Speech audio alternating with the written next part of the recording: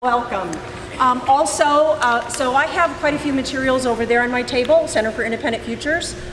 What is on the right end of the table is this flyer. The presentation that I'm giving today, I've been asked by the Frankfurt Library to do a repeat of in the evening hours, and that will be next Thursday the 19th. So if you like what you hear today, tell a friend.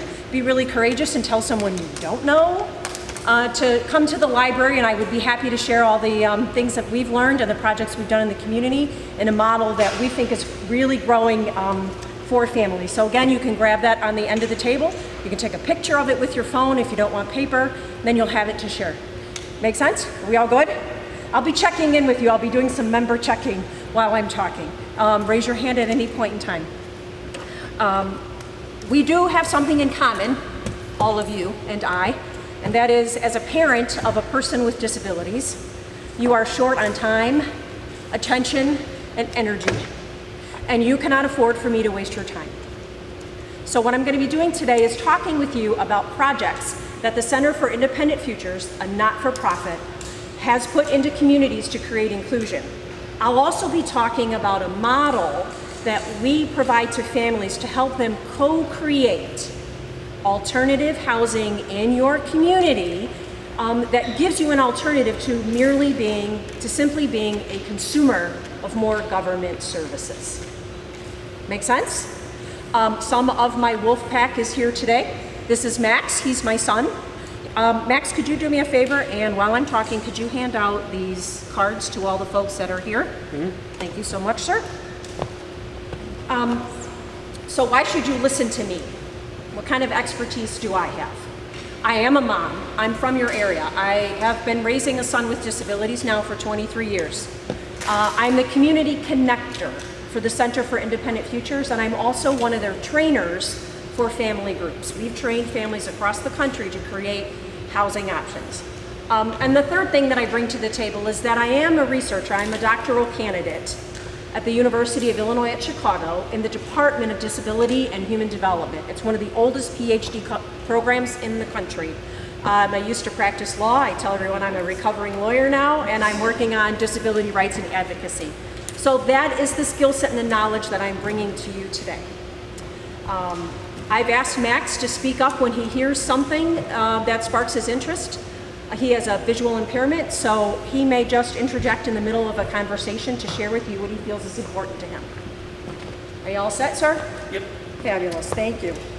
Again, I'll be talking about our Bridge Builder and Community Connector project, which is something we initiated in 4 different communities. The flyers are over there, and it has my contact information inside it.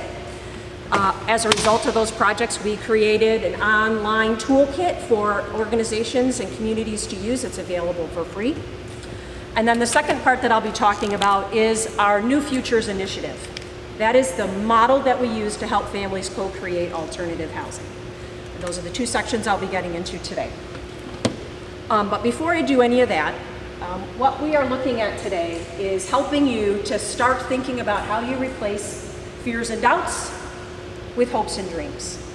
And I used to carry around this hope all the time. And it was a terrible hope. It was the hope that I would outlive my son. Many families carry around that hope because we feel like we have no options. And that's not uncommon. We are very much lulled into just looking for the next program to come along. What's the next step? What's the next government service that's going to be available? So it's not uncommon to carry that hope. I have found a way to now replace that with a much stronger outlook since doing the work that I do. I would like to hear from some of you, if you're brave enough and willing to share with me, either a fear and a doubt that brought you here today, or a hope and a dream.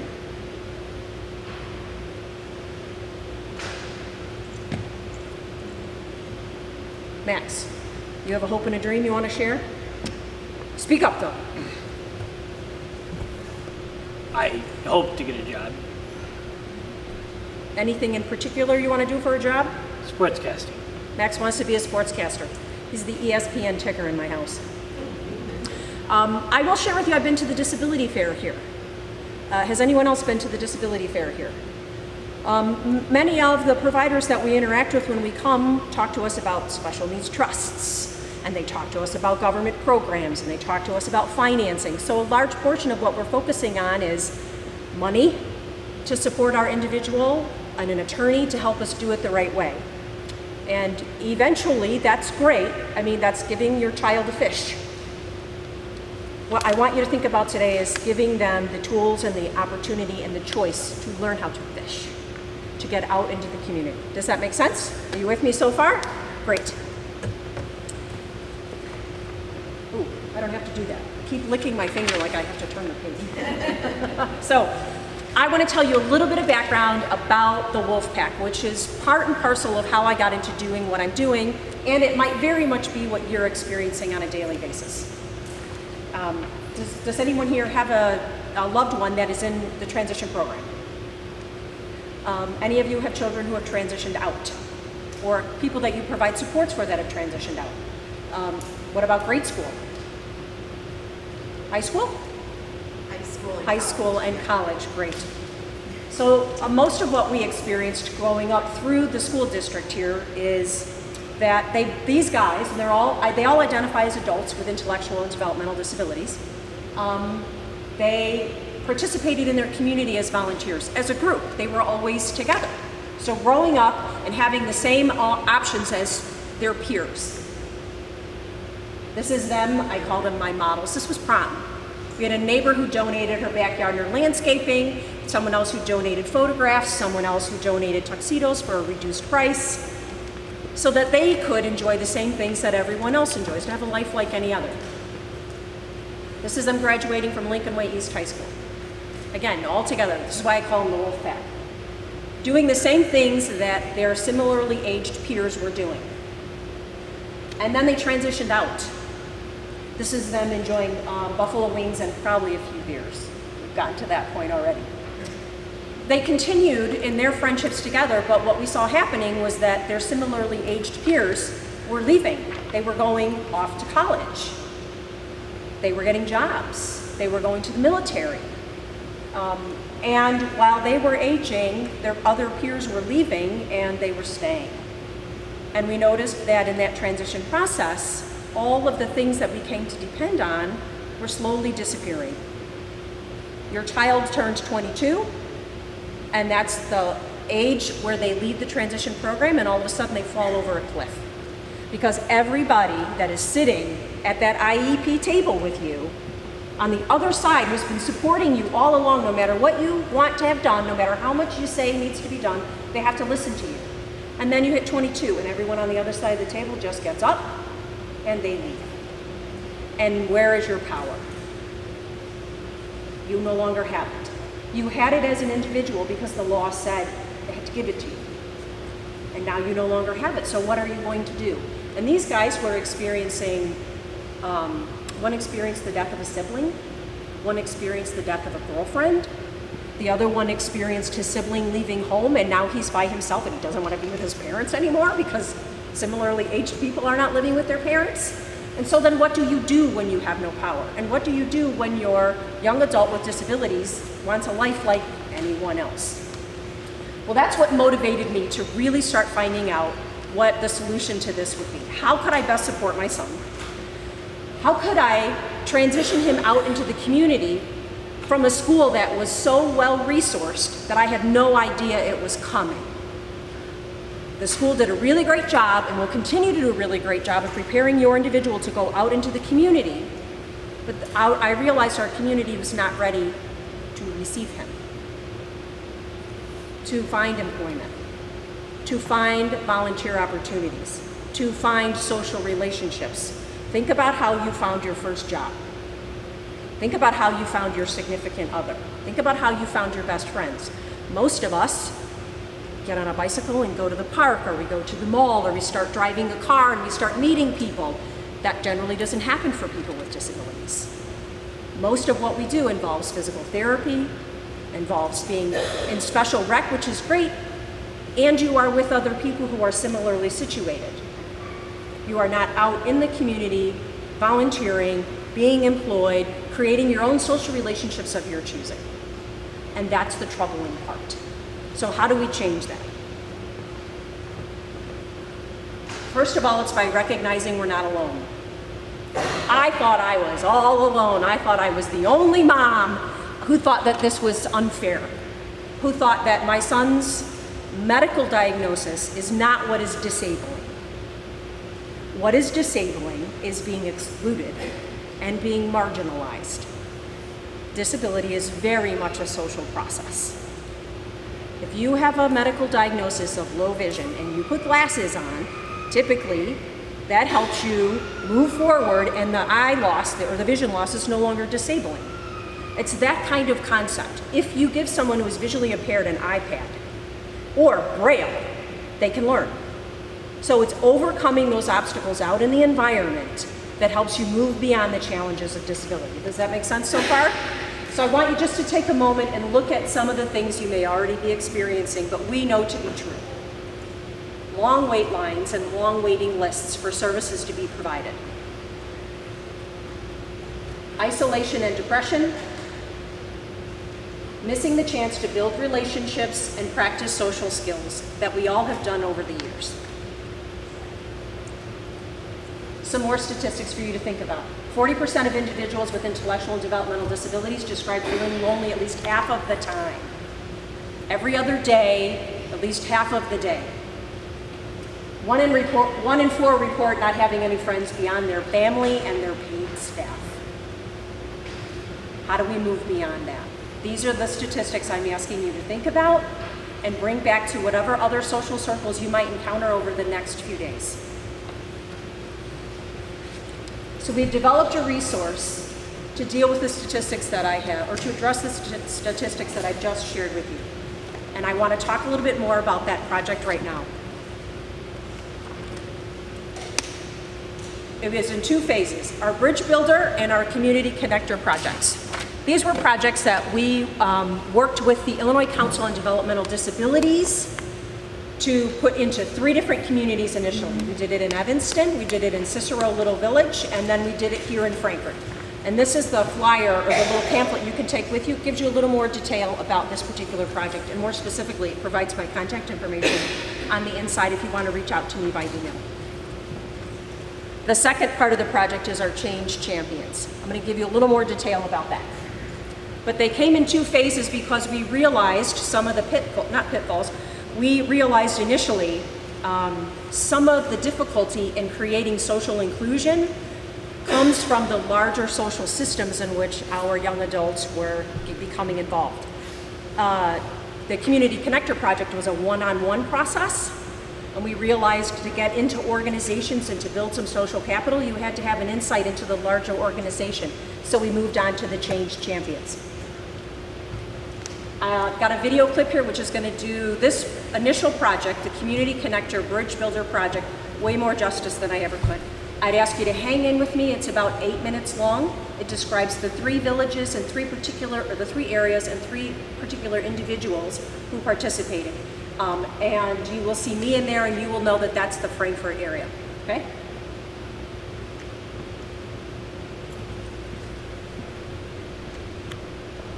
Sorry to turn my back on you.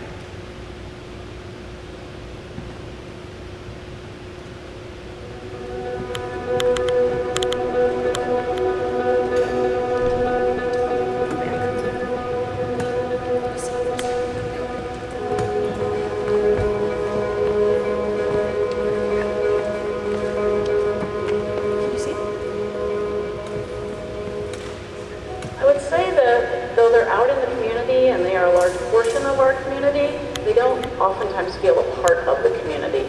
By matching up one of our participants with someone in the community who has a common interest, we're able to take the person and introduce them to groups or organizations that they might not have had entree to without this other person being in their lives.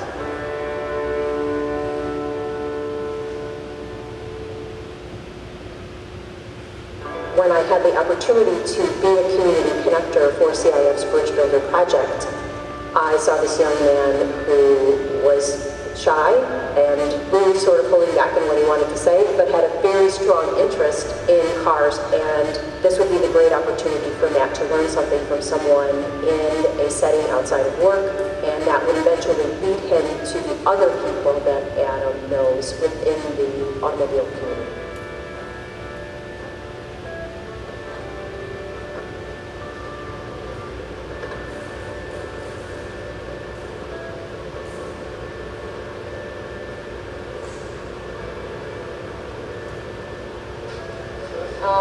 I like this one, and this one, and this one, and this one. For new doors, new everything, and then you can see the stuff that's not black is the stuff that the car came from Florida, the shop that built it. This one's already been finished on the bottom of it, so you can see, see the gas tanks painted already, all the frames, all color coded. I'd take it. I'm just looking at how happy you are, how relaxed you are. At some point down the road, I think Matt is going to have the confidence to get involved with, but for now, you have given him a language that he can use out in our community. I don't know if you realize that. No, it's been cool, because I mean, I can already tell just from the several times I've been here that he's changed quite a bit. You know, somebody gave me a chance, and somebody helped me learn what I learned in the very beginning, which if it wasn't for them, I would never be here to do what I am doing today. So I feel like you need to give that back to somebody to help them move forward. Ready, Freddie? I'll let you say goodbye. I'm going to go. I'm going to be outside. Yep, thank you.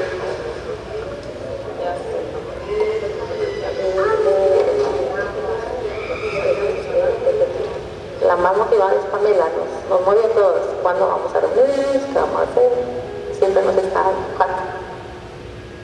Y decidimos que Pamela tuviera 3 personas para que ella pudiera hacer match con alguna. Aunque ya teníamos algo escrito, era muy complicado. De hecho, yo creo que fue uno de los casos que más me complicó.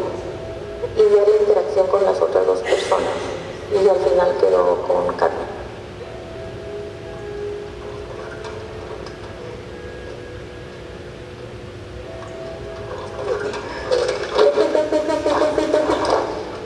Carmen es muy niñera, a ella le gustan mucho los niños, los jóvenes, platica mucho, juega con ellos.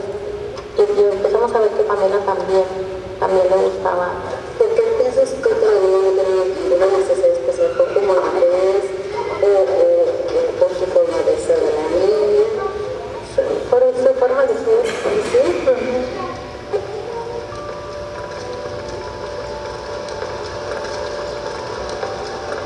I'm so happy it's not raining today.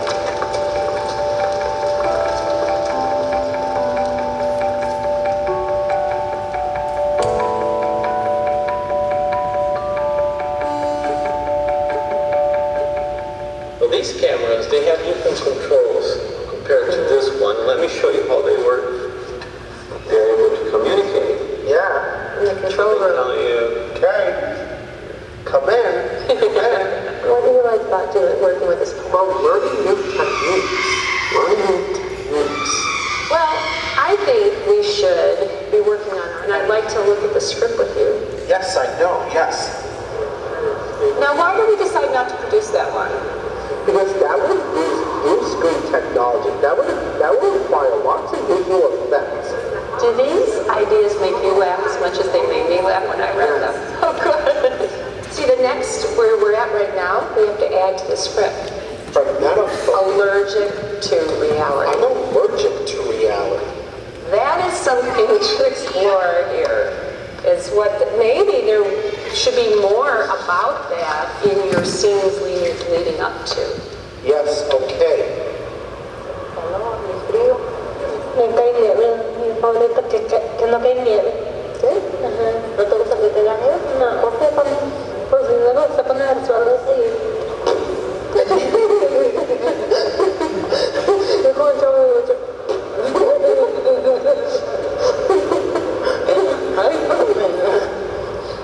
Nosotros como familia, como padres, todo el tiempo tratamos de sobreprotegerla. Y eso en lugar de que le ayude a ella, la perjudica. Y es algo que ustedes como constructores de puentes, como personas ajenas a ella, ustedes la tratan de manera diferente. Ustedes la tratan de igual a igual. Bueno, mi sueño, ahora sí que mi sueño dorado, es el que mi hija se integre en la sociedad de la mejor manera posible. Y creo que con su ayuda de ustedes y del programa, lo estamos logrando. oh man, maybe that may be anything. Khan. I'm Valerie. Valerie, I'm John. John, Pleasure to meet you. nice to meet you. This is my friend Matt. Hi, Matt. Would you mind talking to him a little bit about the car? This car was made in 1973. How fast will it go? Yeah. Faster than we've ever had it go, that's for sure. Wow. That's pretty fast. So how is coming to the car show different since you met Adam? It's not too scary anymore? No. No? I like it. I'm glad you invited me. I'm not nervous no more. You're not nervous anymore? No, I'm not nervous no more. Okay. And action.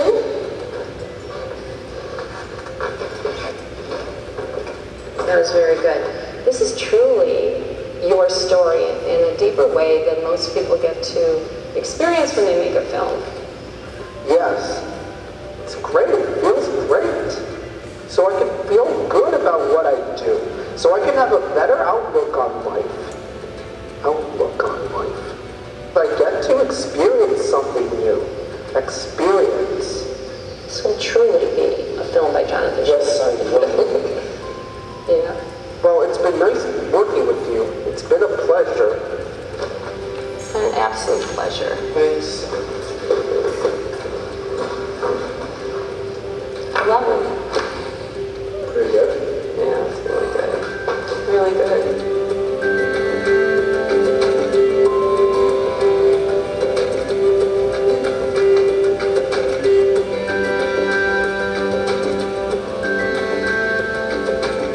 What'd you think? Round of applause for my star, right? So the project really relied on volunteers in the community that were matched up with an individual who expressed an interest in doing one particular thing. And the process wasn't always easy. We were trying to many times match up one individual who, because they hadn't had much experience out being social, had a difficult time themselves identifying what socially they were interested in. So it was sort of a little bit of a trial and error, but we did a training process with all of the volunteers, matched them up, we did, and then you saw in the second case, there were a couple different times a person was matched up, so that we made sure that we were really helping this individual find what would best support their hopes and dreams. And we were helping them borrow the social capital of that individual. In Matt's case, the social capital belonged to Adam, who knew tons of people in the automobile industry. Now, Matt didn't have it, but by Adam just providing entree into that group itself, into his world and learning the language, that sent Matt off making relationships in a natural way, the way most of us do. So then we thought, how can we take this just a little bit further?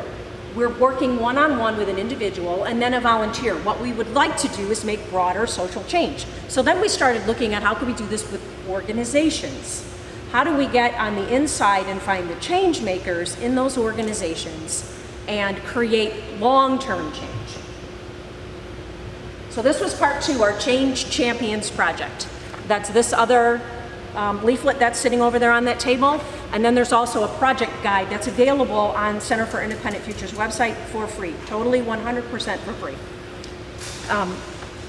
And so community change was what we wanted. So who did we partner with? Different civic groups, churches, chambers of commerce, the YMCA, the library, so that we could answer the questions they might have about how do our policies and programs support real inclusion of people with disabilities.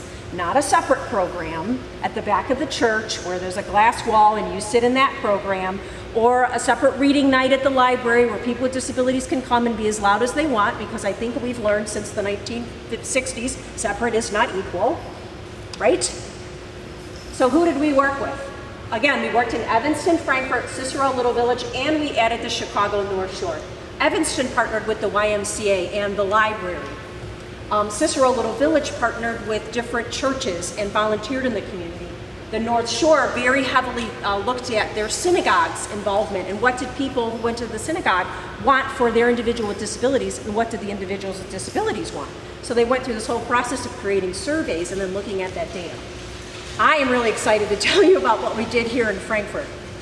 So understand that the first Bridge Builder project that we did was a year long, and that was funded by the Illinois Council on Developmental Disabilities, and everyone else was a volunteer. The second project, the Change Champions, was a 2-year long project. So who did we partner with? Well, we partnered with the Fall Fest, the Chamber of Commerce.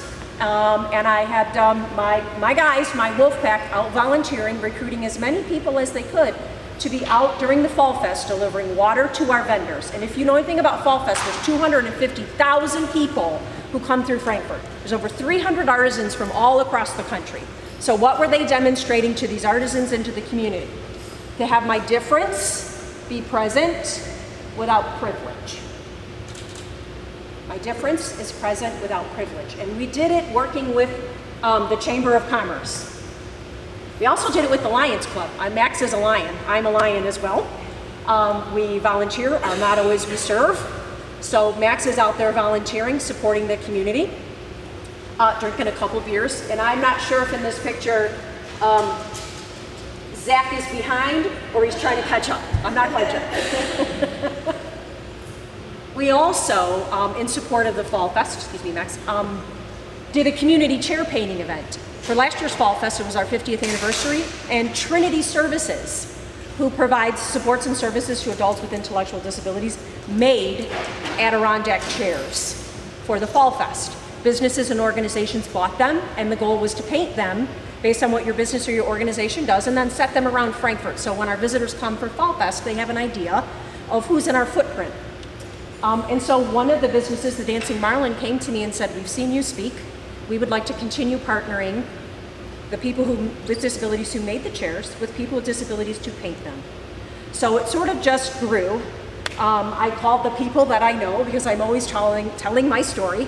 I called the refinery, and they put an initial coat primer on my chairs. I called Fuse Salon, and they donated t-shirts. I called a restoration service, and they donated the paint. So I found all these community members who said, this is really great. We're gonna show up at the Dancing Marlin and sit at the window and have dinner and a show. We put a big tent up outside the Dancing Marlin. We put all our chairs under there, and as a community, we painted them. I partnered people with disabilities with the owners of the chair to help them create something that they thought represented Frankfurt really well. And there was a tornado that day. So I had a huge tent up, and probably 15 chairs under this tent, and it started to downpour, so we had to go into the Dancing Marlin and into the basement because it was a tornado. I could not have planned it better, because all the patrons of the restaurant were forced to go to the basement too, so it started this dialogue in a social space, out in the community, in a restaurant. So their difference is present without privilege. Nobody has a privilege over anybody else's human difference. Does that make sense? You with me so far? Great. So here's what our outcomes were.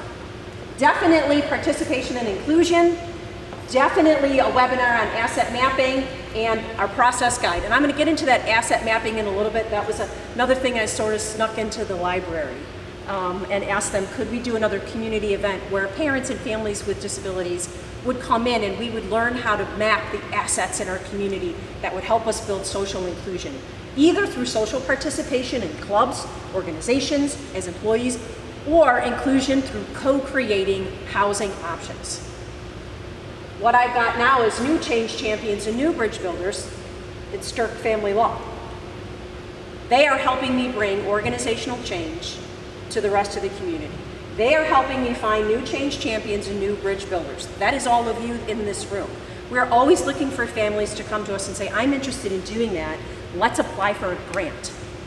Let's go to the Illinois Council on Developmental Disabilities and ask them, will they fund us to do something a little more hardcore here in Frankfurt, or through Lincolnway Special Rec.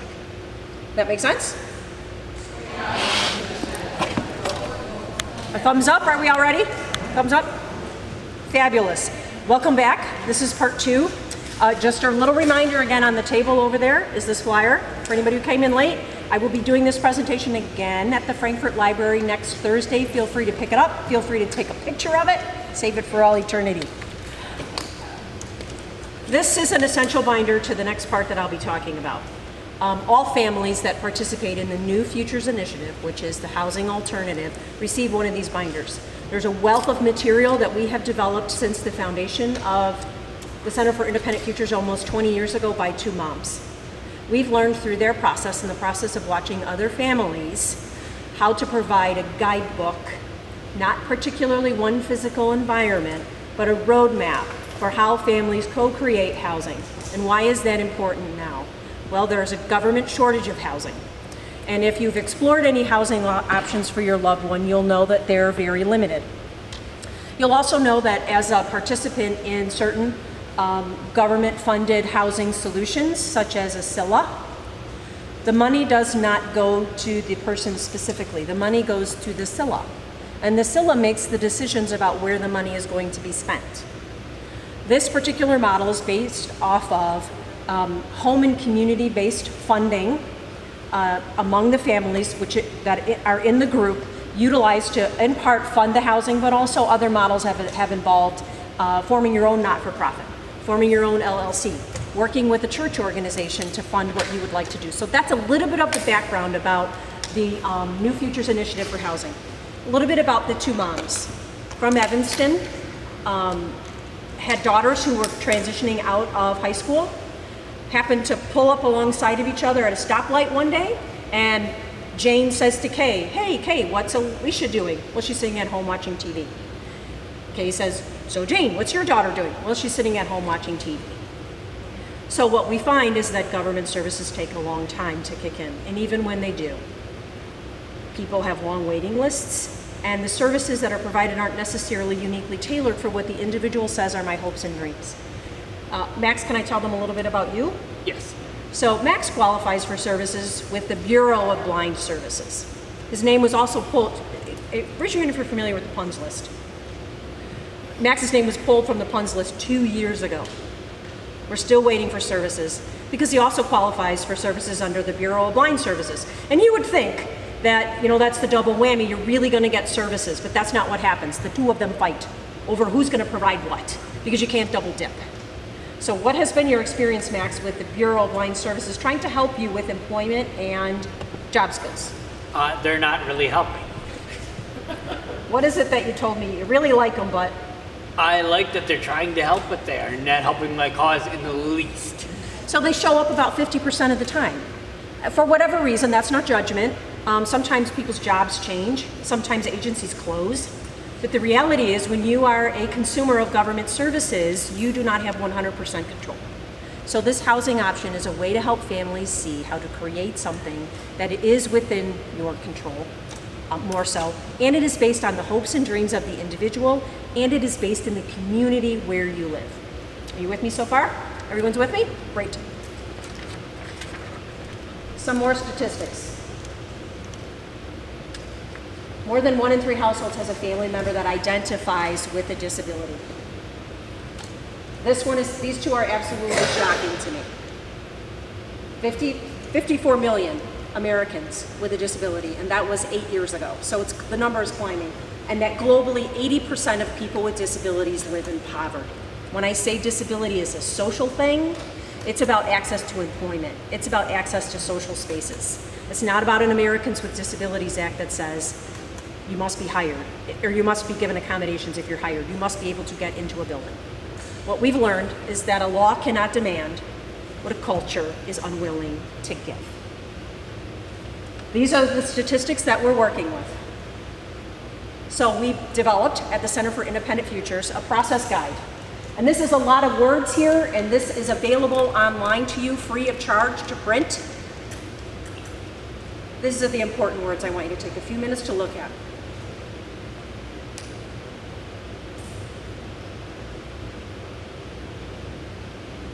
So it is not a physical space that we provide. It is training so that you can identify the tools and the resources within your group to work together as families to co-create a housing option for which you can fulfill the hopes and dreams of your individual and is based on those hopes and dreams. I'm going to show you another video. It's about the same in length. It includes an overview of what CIF does outside of just housing.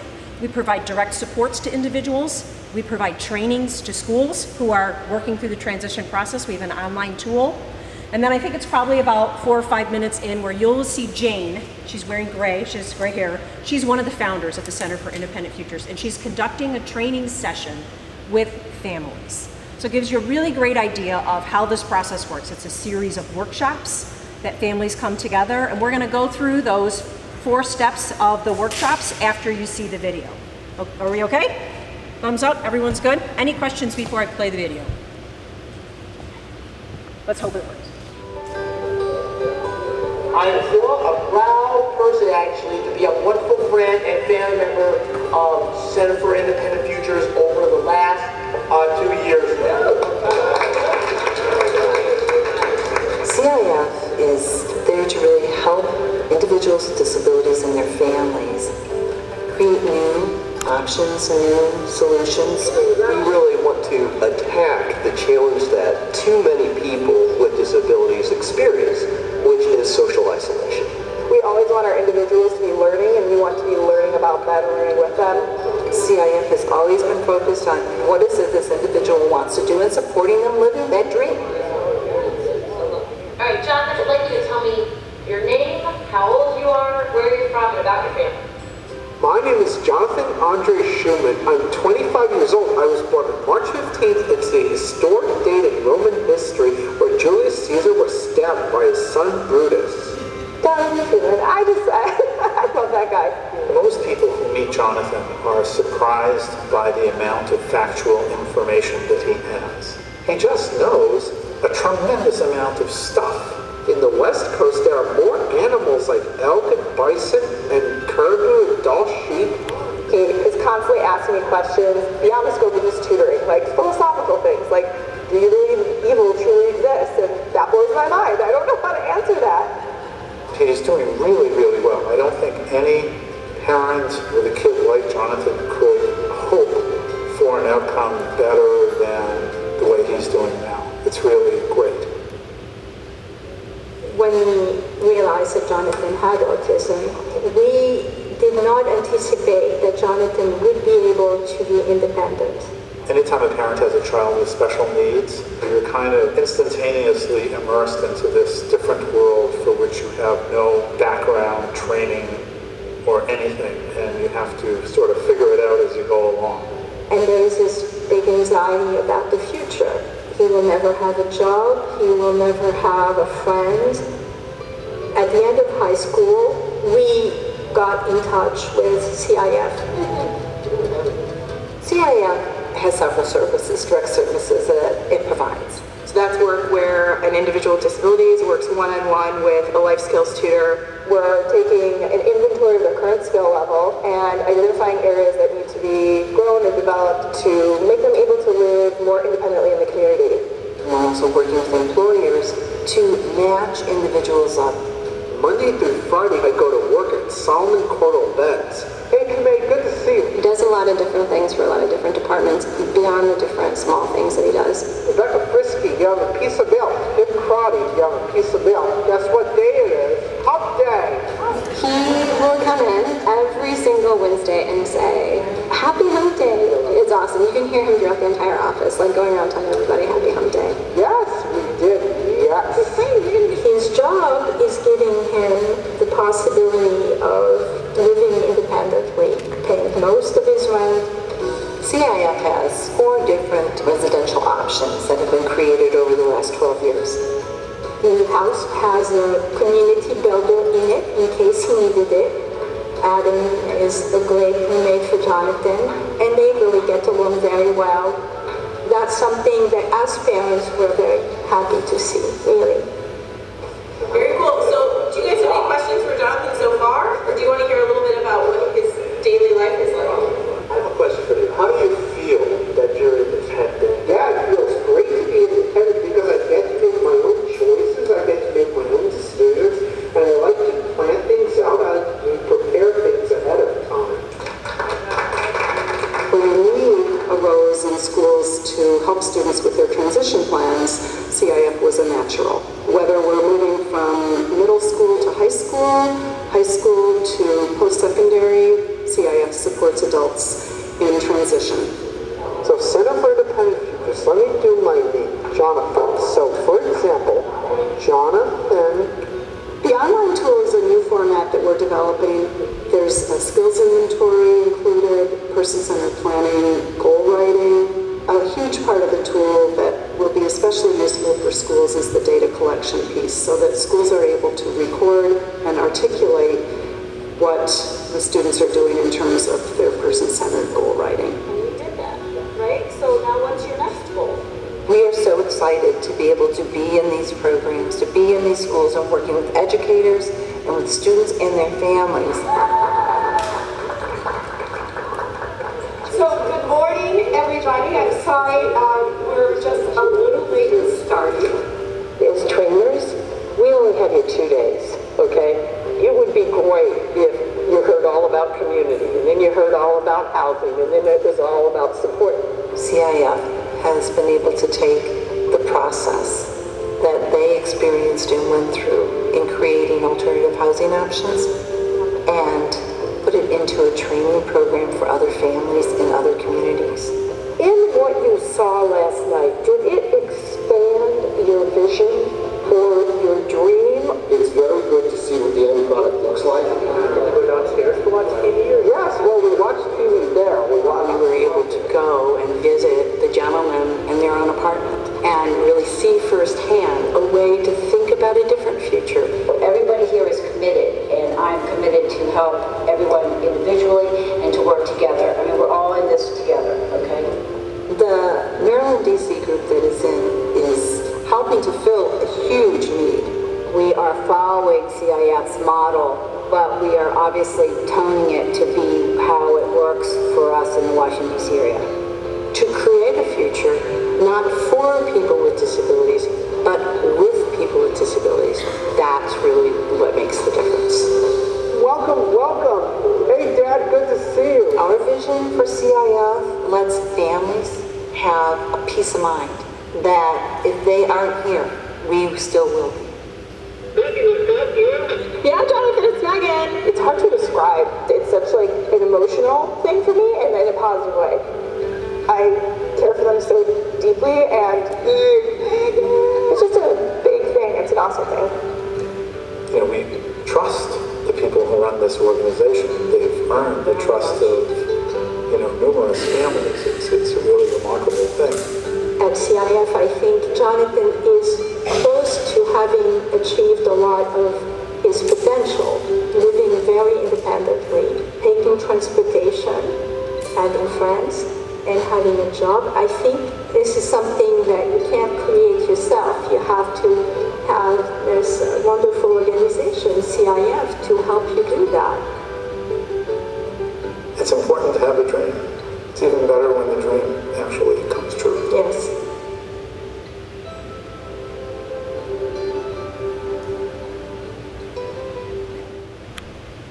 Okay, give yourselves a round of applause. Honestly, give yourselves a round of applause because you have just completed half of step one. It's a 4-step process. I went through the process. I was introduced to CIF while I was getting a master's degree. One of my professors said, hey, I want you to meet these folks. Helped open my eyes to the fact that he was going to turn 22. And if I had hopes and dreams for him to live independently, how was I going to accomplish that? Step one. And I'm gonna just sort of go through these, and I've got some photographs of things that we've done as a group. I am working with 5 other families in the community as a client of CIF to go through this workshop. And if you heard James say we only have you for 2 days. Generally, CIF goes through this 4 steps in 2 days, and they're up in Evanston. Well, we're down here in Frankfort, so we convinced them that we would go through the training 4 separate times, and we would feed them. So we got really creative about how this should be done. And there is a cost associated with going through the training. We contacted the Coleman Foundation, which is the Fannie Mae chocolate family, and they gave us a grant because we're the first ones in Frankfurt to try to do this. So we got grant money to fund our training. And we have gone through the first 3 steps, and we're getting ready to go into step number 4. For us, the process takes a little bit longer simply because Frankfurt is very different from Evanston. Orland Park is very different from Evanston. Evanston has, I think, the most number of not-for-profits per square mile than any other community in the state of Illinois. There is a great amount of inclusion there. So families in Evanston who wanted to create housing didn't have the kinds of obstacles that we would have here in Frankfurt. And first of all, that's transportation. We are a transportation desert. A connection to employers so that there is a source of income for individuals. Other not-for-profits, businesses, angel donors who are aware of this process and willing to step in and say, how can we support your families to go through this training? I happen to know somebody from the Coleman Foundation through my education process, and that's why it happened. I just sort of stumbled onto it. But it's different for every community. But you're looking at some basics, and that is step one is coming together as a group, building a relationship and building some trust and talking about what are the hopes and dreams for your individual, what are the gifts and talents of all of the individuals in the room. What does that housing look like? So it's a first interaction with other families, and you are just talking about what works for you, what doesn't work for you, what you can envision, what you can't envision, and hearing what other people are thinking about, because these are the folks that you'll be spending more time with. So you remember I showed you some pictures at the beginning from prom? This is how we got started. I just decided that I would host prom, and that these individuals with disabilities couldn't afford the tickets. They were like $180. And then they had to find a way to get there. And a limousine company said, well, can't you just rent a bus? Don't they go on a bus to school every day? And I was like, who goes to prom on a bus? So I just started calling friends. I went to a tuxedo shop and I said, let me tell you my story. I've got some young guys who want to go to prom. And he said, I will rent you the tuxedos for $50 if they'll take whatever's in the shop. And it sort of snowballed. And all I did was fill my kitchen sink full of ice, and I put in some beers and some bottles of wine and some food, and families came. And then about a month later, I invited all of those families back to my home for a presentation very much like what I'm doing right now. I didn't have a clue what I was doing. I only knew that I needed to get people in the room and get people to think about a different kind of hope and dream that did exist, and someone else could teach us how to do it. Also, part of what we were doing initially was what we called asset mapping. And Frankfurt in the last year created its own asset mapping workbook through the help with the Center for Independent Futures. I got some community members together and we learned how to do asset mapping, to look at the different aspects of your community that could support you when you are trying to make change in a system that already exists. And let's face it, that is exactly what this housing option is. It is a change to the system that doesn't really work. There's a housing shortage, there's not enough money, and most of all, there's not very much choice for the person who's going to be living there. To the point where accepting some government funding for housing means that whoever provides the housing also gets to choose who comes and who goes. So if you're a 23-year-old young man and you want to have a girlfriend and you want to have her over, you can. You might be restricted on where you can keep your medication. And that's a really difficult way to live your life and still have people say, I'm going to live independently, right? Really hard to think about. So this asset mapping is not only done about the community, you're doing it with the people in your group as well. You're all talking about your individual gifts of the hands, gifts of the head, and gifts of the heart. In our group, we have an emergency room nurse, that's one of the dads. The other mom is a nurse. We have a gentleman who is an elevator repairman. We have an MBA. We have a lawyer and a PhD. We have all different kinds of people coming in with gifts and talents themselves, but then they also have organizations out in the community that they're part of. If you're part of Special Rec, you have gifts and talents you're using there. If you're part of a church group, you have gifts and talents you're using there. If you're part of a book club, if you're part of a baking club, you are bringing all of those resources into your group to build towards something out in the community that works for everyone. So when you think about money, when you think about what this costs, what CIF has been able to do for most families is help them tap into the resources out there in the community. I'm a member of the Chamber of Commerce. I joined individually and then I joined for the Center for Independent Futures. I have met so many people who have an interest in what I'm doing simply because they have a family member but no one has ever talked about it. I didn't realize how many resources I had just by telling my story. But I was looking into not only what's in my physical space, but what were the groups I was part of, who are the individuals I know that have some power, what's in the local economy, the Chamber of Commerce, and employers who have an interest in this, institutions like medical institutions, universities. These are all the resources in your community that as you go through this training, you are learning how to tap into. Individuals, we have learned to tap into another group who experiences that same isolation and marginalization that people with disabilities experience. It's the LGBTQ community. Being treated on the outside simply because you are different. It's a common cause. And when you can find people who have a motivation and an interest in creating more inclusion, we couldn't have asked for a better advocate on our side. We were finding that there was a lot of intersectionality between the LGBTQ community and people with disabilities. It's not acknowledged very often. So that is part of the training as well, to dig deep into what your group has as a whole and what your group can tap into on the outside. Does that make sense? You all with me so far? Okay. Step 2, you're going to look at what the physical space should look like, where it should be.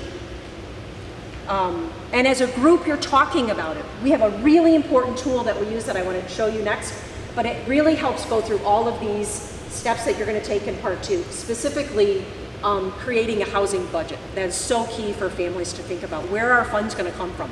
We decided we would form a 501c3, that we'd be a not-for-profit, that our not-for-profit would own the property in a trust, and families would want to flow in, and then families would probably want to flow out as the individual learned the skills that they felt they needed to live independently, and they wanted to move away, say they wanted to move to Arizona, or they wanted to move into Chicago and have a job, or move to Florida, or I want to get married. We wanted a structure that lasts a really long time, that's sustainable, and that individuals could come and go if necessary. So forming a 501c3 made sense for us as a group. Here's the tool that we use to arrive at that decision. Can everybody see it? If you can see it, or come closer if you need to. And I can provide you with this tool. Anybody that has an email address, I can send it to you. So, we looked at a process. CIF handed us this form and said 2 things we want you to think about. What does the housing look like? The physical space. And then what are the supports that you think your individual would best be served by? So we took the form and they said, now, circle the things that work for you. Don't circle the things that don't work for you. Individually, we all did this. I and my husband each filled out a separate form. We didn't ask couples or families to do it together. We said, fill out a separate form. And then we looked at what was some of the overlap between what people wanted. And the reality is, not everyone is going to agree. One of the families, or one of the groups that we're training with right now is in Michigan. And it was actually a church that came to us at CIF and said, we've got 20 families who are interested in creating housing. It ended up actually whittling down to just 10 families who wanted to go through the training. Some of them want a housing structure in the community, a house on a block with trees, because it's important for them, for their young adults to become neighbors. Some of them want an apartment. So what they have decided is that not everyone is going to agree, but maybe because our group is so large, we'll be creating 2 different structures. And we might be creating them at different times based on when our individual transitions out into independence. Some of them, their young adults were 15 and 16. Some of them, they were 23. Some of them, they were 32. So there's this real flexibility in coming together as a group and trying to decide what are my must-haves on the housing structure and what are my must-haves for supports. We had some in our group who have a higher need for support at night, so we decided we would have a community builder. We would have a young person who would live on the property free of charge. They would occupy 1 room, and they would agree that they would be there from 11 p.m. to 7 a.m. if ever there was an emergency. And boy, did our guys' ears perk up. My mom and dad aren't going to be there. There's just going to be other people my age. Someone will be there overnight if I have a question. And that was really intriguing to us to see that they had a strong interest in us not being there, first of all. And second of all, we also learned what we wanted to use a college student. And CIF has done that as well through Northwestern. So what we're finding is that young people are very much interested in providing supports as a community builder on site because they're struggling with the same issue. I'm getting my education. I'm in my early 20s. I need a job. I need a place to live that is not with my mom and dad. I want to build a social circle. And it has worked out tremendously. There's such an interest by this younger generation to provide these supports in the home, especially when you say you're going to live there rent-free, but you have to agree to be there at night. You also have to agree to cook a community meal once a week. And at least once a month, there must be a community outing. CIF's original model which was an apartment structure that had 6 guys in it, had a community builder move in, and at the time he was a young single guy. He still lives there with his wife and his 2 children. So they are not just the community builder, it's the community family builder. He decided to stay. It was something he wanted to just continue to do and to teach his children. And I find that story just incredibly fascinating. He provides a lot of the training between multiple different structures within Evanston, but I was just so amazed at the fact that he came as a young man and now he is raising his son to do the same thing. So what's the point in all of that? Coming together and talking and figuring out what works is really hard, it's really uncomfortable, but you just might discover something that really works well for you that just can't be counted. Somebody famously said, not everything that counts can be counted, and not everything that can be counted counts. So keep that in mind. So step 3, now that you've done sort of that meshing of your data about what you're looking at and what does the structure look like, now you want to identify other support criteria out there. Who's going to provide direct supports? Do we want to form a 501c3 that provides those direct supports? Or is each family just going to get their direct supports a la carte? Those kinds of things you'll be talking about. It's important to talk about them at the beginning. It's important to recognize that not everybody is going to agree, and when you can't agree, there may be different funding structures. We have some families that are home and community-based funding, and other families that have SILA funding. SILA funding is a huge amount of money if you qualify, but your independence is very low. Home and community-based service funding is a lot lower in terms of the dollar amount, but your freedom and your choice is way up here. We have one family that qualifies in our group for SILA funding, and the rest of us don't. Our young adults are too independent. We had to find a way to make our structure work where we had 5 families with home and community-based funding and 1 family with SILA, because it used to be the case that the law said the whole thing must be SILA. You can't be living in a place that is only partially SILA, otherwise you lose your funding. So it was this process of how do we fly under the radar for a while? How do we talk to other experts in the community?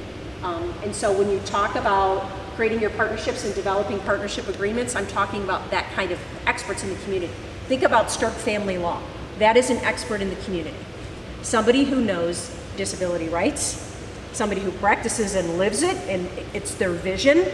So that is a resource for you to have a partnership with, to say, okay, we want to create a 501c3, can you help us with the paperwork? We want to figure out how we buy the property and put it in a trust. So in step 2, you were talking about who do you know as individuals and what resources do you have? And then you go to step 3 and say, where are those other experts out there in the community that we might need that can help us figure out the funding?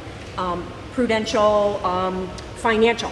Do we have somebody there that can help us structure the funds so that nobody loses their funding? Like, these are really important questions. Again, CIF's model is getting you through this process, talking about it and figuring out, well, I guess asking, you don't know what you don't know. So helping you identify what are some of the big issues that are out there and who can help us. Some of the big questions that were answered about where could we do it, how could we do it, how would we structure it. CIF, in the video you heard them say we have 4 different models that we built out in the community.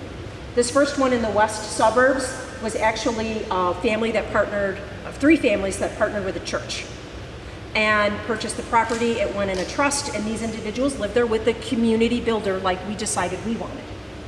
North Chicago, there were 4 families who wanted to buy individual condos in a larger building so that these condos would truly be community inclusion. You would not have a separate house on a separate street. You're going to have condos right in the middle of an urban area where you can get access to public transportation. That's what those families decided when they were in step 1 and step 2 was vital to the structure. It had to be located someplace where there was public transportation. In Evanston, that's the structure that I was telling you about where the community builder now lives there with his family. That was one of the first few ones that was purchased. 6 families came in and formed an LLC. And then there was an angel donor who came along and said, we would like to give back the money to you. We would like to purchase this. So they decided they would write up an agreement where it would be held in perpetuity for the families to use. If the families flowed out, the families flowed in. It was going to stay that kind of structure. And that the community builder was going to continue to live there. This last one down in central Illinois actually started as a community group that was interested in supporting individuals with disabilities. It wasn't necessarily about creating housing. They had this idea about how do you support them in the community. And they went through the process of applying for a grant through, I can't remember if it was the county or the state, but they got grant money to then create the property where these, I think it's 3 adult men, I can't say for sure. But so these are 4 different ideas about what families decided worked for them, given the area where they live and given the needs that they saw were important to them and could be fulfilled by providing community living.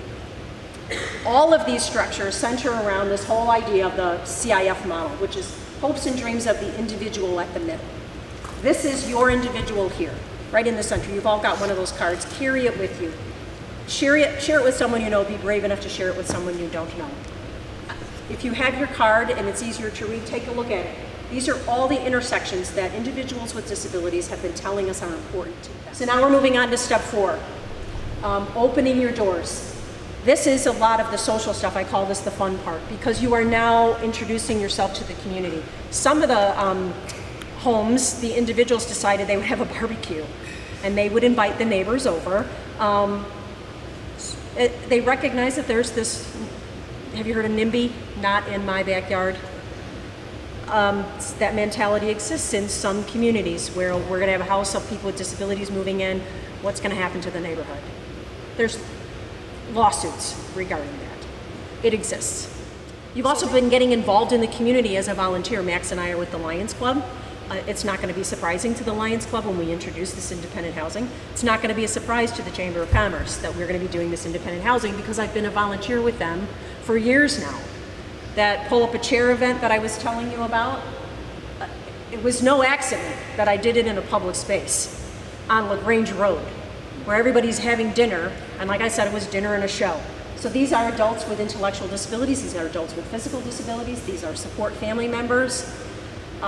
We did a lot of preempting of might be community fear, just by being present with our difference and not allowing anybody to have privilege related to that. Does that make sense? It is not a short process. It is a process that takes some ingenuity. Whenever you are changing an old system, it requires that you be creative. It requires that you be dedicated. We make it a point as 5 families going through this training process to try to have a family meal together once every other month, if not every month. And what I have learned is that once you do that, once you do this, once you find your tribe and you sit down and you share a meal and you share a drink, it is really hard to get mad at somebody when they tell you they want something else. You stop and think, how can we get there? How can we achieve that? It's a similar process to your children when they sit in these IEPs and your child has said, I want to be an ESPN sportscaster. And somebody says, oh, you really should think about doing something else. How do you think that makes that person feel? When you get together as these families and you share that meal and you share that time, it's really hard to look at somebody else and say, you really should think about doing something else. You are now a community. You've now shared your gifts and talents. You've now shared what you're looking to accomplish. And you've also shared a willingness to be open about how do I achieve that. Most important is this idea of mapping your assets. And I keep coming back to Sterk, family law being one of your assets, but it really truly is. You have to find the professional organizations in your community that want to help you achieve independence and hopes and dreams. Somebody that isn't going to say to you, you should find the next government service to support your individual. Somebody that's going to say to you, Valerie, I really want to stop. I really want to help you stop hoping that you outlive your son. That's most important to you. I think that might be my last slide. Oh no, I apologize. This is really just sort of a summary of what the guide does. I don't want to falsely represent that we have one solution for you and it's packaged like this and it has a bow. It is a guide. It starts with your talking to your neighbors. It starts with you being here. It starts with you understanding you want change and being committed to flexibility. And it also helps you understand some readiness for your individual. There will be families who flow in and say, I think I want to do this, but then say after the first training, I don't want to do it. We've had that happen. You have to expect it. You have to expect that people are going to say, I'm just not ready for this. I just can't do it. I've got too much on my plate. You keep your doors open. We are supporting adults with intellectual and developmental disabilities, and we have families come to us to say, it's not technically an intellectual or developmental disability, but I have a person who requires community supports. This is the ideal living for me. It seems like a lot of work, doesn't it? It seems like a lot of work. You're investing a lot of time in people. Our group from Michigan is 10 families that didn't really know each other. They just all went to the same church. And the director of the church said, this is important to me, like you have said, like Gwendolyn, you have said, this is important to me, so I want to help you structure it. I'm going to pay for the training, or at least half of it, and so the other families donated or gave the other half to do the training. And they came in and the first day they start talking about their loved one with disabilities, and it dawned on me in that moment that they did not know each other. I assumed that because they all went to a church, they all knew each other. And it was just completely starting from scratch. And the first day we talked about everyone's gifts and talents. We mapped out our individual assets, and then we went to see the houses. That's a really important part of doing what you're doing is your research, to go see the houses. They're available in Evanston.